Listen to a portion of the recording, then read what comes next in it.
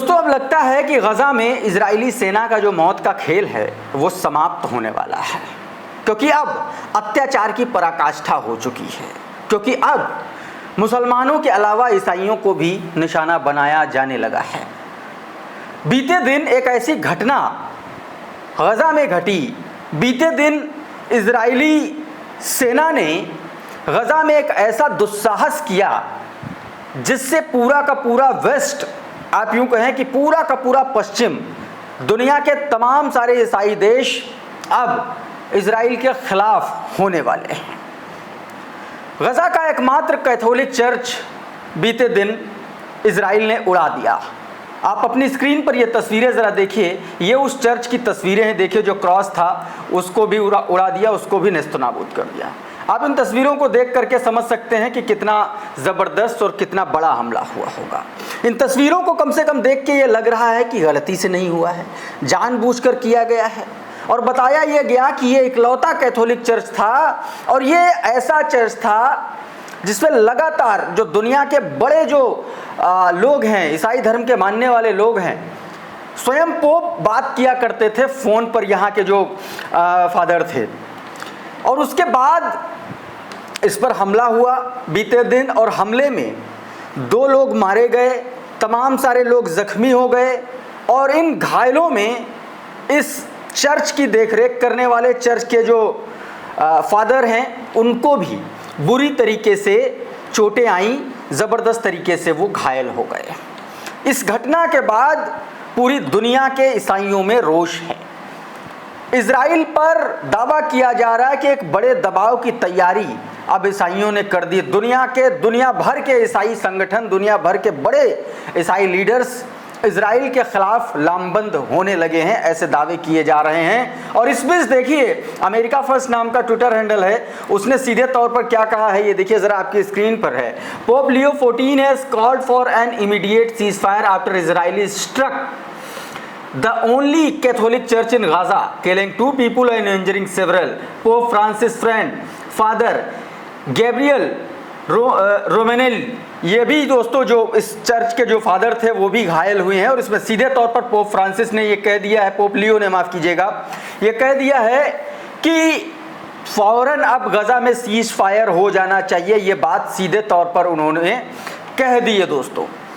ऐसे में अब ये माना जा रहा है कि एक ज़बरदस्त, एक बड़े लेवल का वो चीज़ें हो सकती है। उधर देखिए पोप लियो ने क्या कहा है, ये आपको उनका ट्वीट भी मैं दिखा दे रहा हूँ। देखिए इन्होंने क्या कहा है, इन्होंने कहा, I deeply saddened to learn the of loss of the life and injury caused by the military attack on the Holy Family Catholic Church in गज़ा।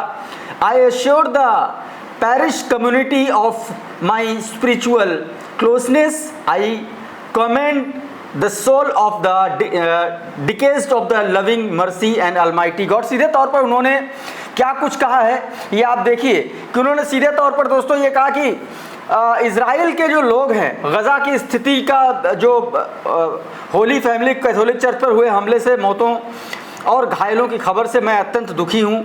उन्होंने ये बात लिखी और कहा कि मैं चर्च समुदाय को अपनी आध्यात्मिक संवेदना प्रकट करता हूँ। दिवंगत आत्माओं को मैं सर्वशक्तिमान ईश्वर की करुणा में सौंपता हूँ और उनके परिजनों और घायलों के लिए प्रार्थना करता हूँ। मैं एक बार फिर से तत्काल युद्ध विराम की अपील करता हूँ, सीधे तौर पर उन्होंने कह दिया।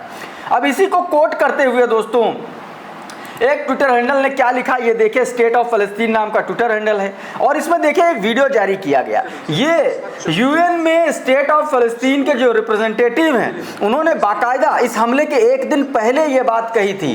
देखिए क्या कहा था उसमें, यह कहा गया कि yesterday in the security council Palestine spoke of the Israeli attack on mosque and church as a part of the attack on Palestinian presence in the land of Palestine। सीधे तौर पर कहा गया कि एक दिन पहले ही फ़लस्तीन ने यूएन में यह बात कही थी कि किस तरीके से इजरायली सेना और इजराइल वहाँ के चर्चों पर, वहाँ के मस्जिदों पर, वहाँ पे शरणार्थी स्थलों पर हमले कर रहा है। और उसके एक दिन बाद ही इस तरीके का हमला हुआ और न सिर्फ हमला हुआ बल्कि जो चर्च के फादर थे वो भी घायल हो गए।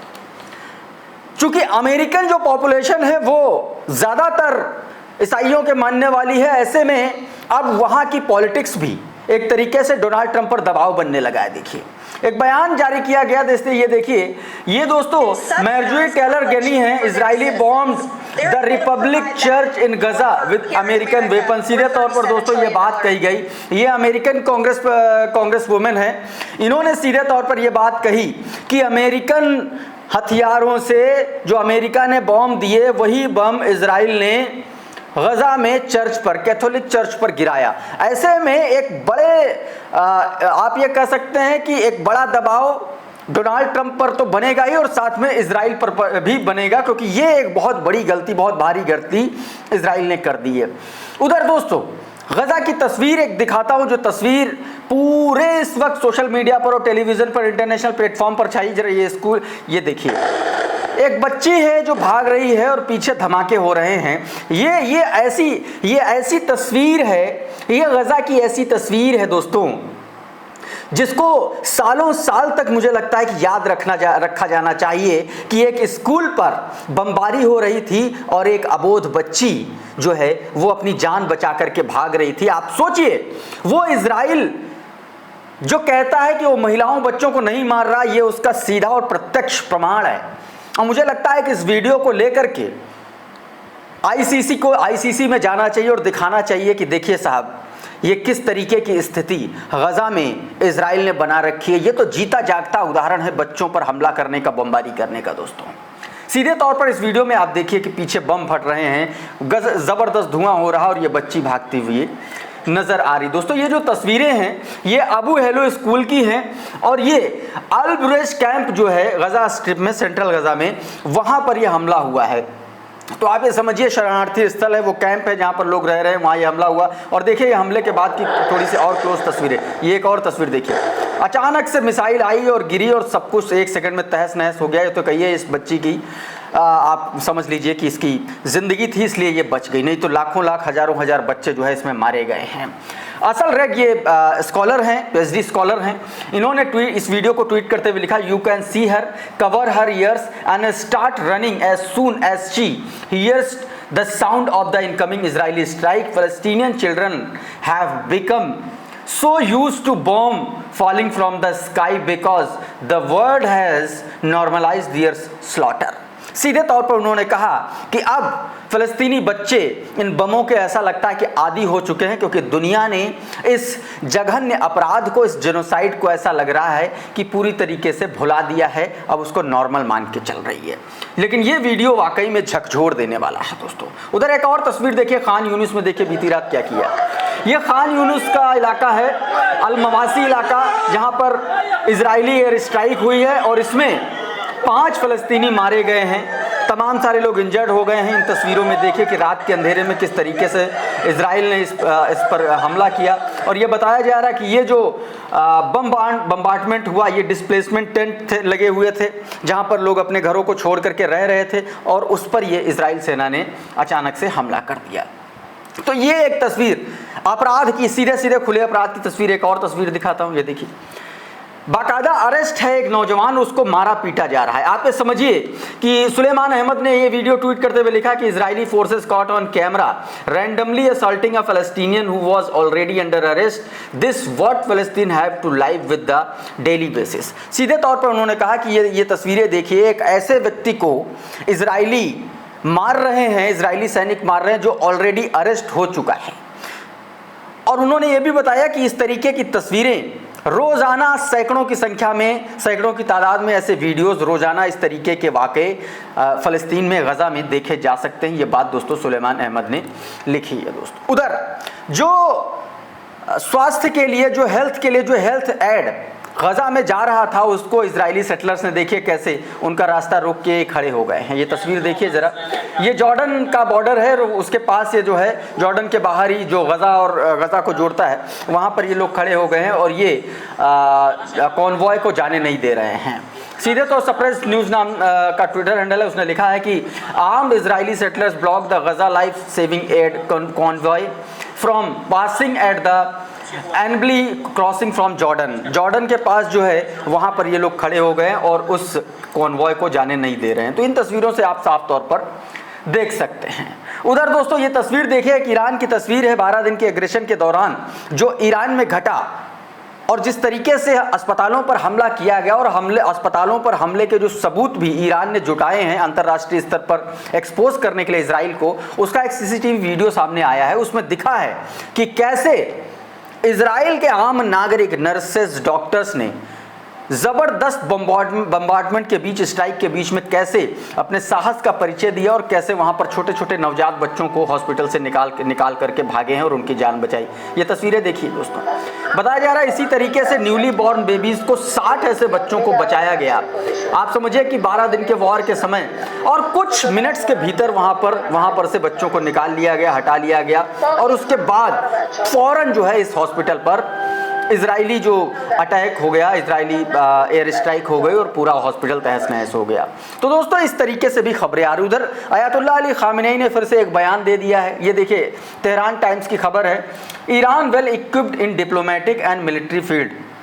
सीधे तौर पर कहा गया कि ईरान जो है वो डिप्लोमेटिक तरीके से भी अपनी रक्षा के लिए पूरी तरीके से तैयार है और अगर मिलिट्री एक्शन हुआ तो भी सीधे तौर पर वो तैयार है। अयातुल्लाह अली खामेनी ने सीधे तौर पर कहा कि ईरान सैन्य और कूटनीतिक दोनों क्षेत्रों में पूरी तरीके से सक्षम है।